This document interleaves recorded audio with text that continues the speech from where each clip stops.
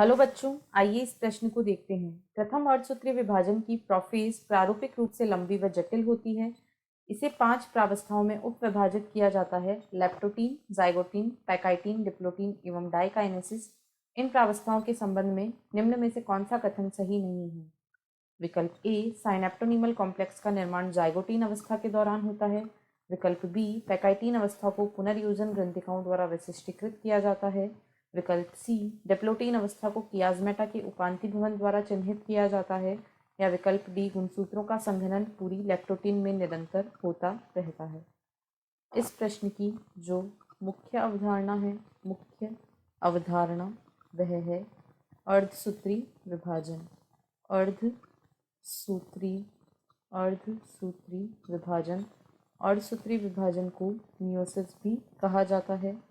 अर्धसूत्री विभाजन में गुणसूत्रों की संख्या मात्र कोशिका की तुलना में आधी रह जाती है, इसीलिए इसे अर्धसूत्री विभाजन कहा जाता है।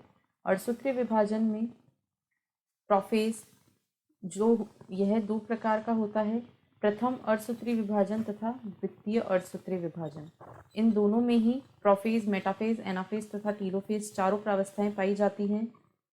बस प्रोफेज इन्हें नाम इनकी अवस्था के हिसाब से दे दिया जाता है, जैसे प्रोफेज 1, मेटाफेज 1, एनाफेज 1 व टीलोफेज 1। और यहाँ प्रोफेज 2, मेटाफेज 2, एनाफेज 2 तथा टीलोफेज 2। अब हमें प्रोफेज 1 को यहाँ पर मुख्य तौर पे देखना है। तो जो प्रोफेज 1 होता है यह एक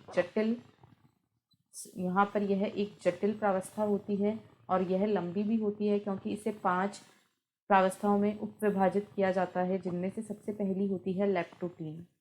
लैप्टोटीन जो होता है इसके दौरान इस संपूर्ण लैप्टोटीन अवस्था में गुणसूत्रों का संघनन होता रहता है। गुणसूत्रों का संघनन इस प्रक्रिया का चारित्रिक लक्षण है। अब इसकी दूसरी प्रावस्था होती है जाइगोटीन। जाइगोटीन के दौरान जो समजात गुणसूत्र होते हैं उनका जोड़ा बनता है, जिसे साइनेप्टोनीमल कॉम्प्लेक्स कहा जाता है। इसे साइनेप्टोनीमल कॉम्प्लेक्स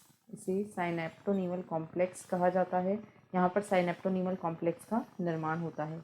जो पैकाइटीन या पैकेटीन अवस्था होती है इसके दौरान क्रॉसिंग ओवर होता है। इसके दौरान क्रॉसिंग ओवर होता है।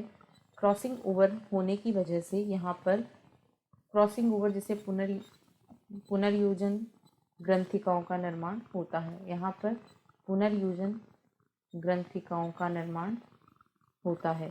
साथ ही साथ जो डिप्लोटीन प्रावस्था होती है, डिप्लोटीन प्रावस्था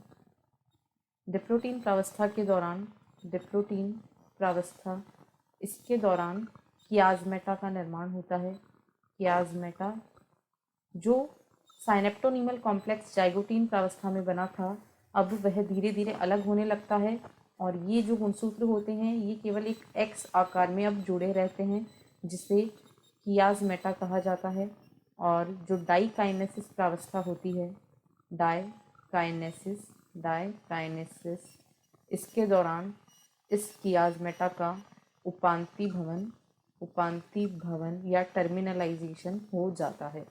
अब यदि हम इन कथनों को पढ़ें तो ए में कहा गया है साइनेप्टोनीमल कॉम्प्लेक्स का निर्माण जाइगोटीन अवस्था के दौरान होता है, बिल्कुल सही है। बी में कहा गया है पैकेटीन अवस्था को पुनर्योजन ग्रंथिकाओं द्वारा विशिष्टीकृत किया जाता है, यह भी बिल्कुल सही है। सी में कहा गया है डिप्लोटीन अवस्था को कियाज्मेटा के उपांति भवन द्वारा चिन्हित किया जाता है, यह गलत है। यहाँ पर डिप्लोटीन अवस्था में कियाज्मेटा का निर्माण होता है, ना कि उपांति भवन। और डी में कहा गया है गुणसूत्रों का संघनन संपूर्ण लैप्टोटीन में निरंतर होता रहता है, यह भी सही है। यानी केवल कथन सी गलत है, इसलिए विकल्प सी इस प्रश्न का सही उत्तर है।